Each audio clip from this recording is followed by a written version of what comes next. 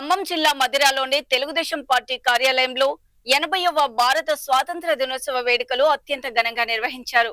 Town అధ్యక్షుడు మల్లాది హనుమంతరావు ఆధ్వర్యంలో జరిగిన ఈ కార్యక్రమంలో ముఖ్య అతిథిగా parliamentary convener doctor Vasireddy Ramanatham హాజరై జాతీయ జెండాను ఆవిష్కరించారు.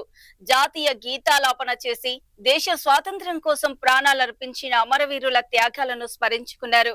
ఈ సందర్భంగా నాయకులు మాట్లాడుతూ దేశ సమగ్రత, అభివృద్ధి కోసం ప్రతి ఒక్కరూ కృషి చేయాలని పిలుపునిచ్చారు.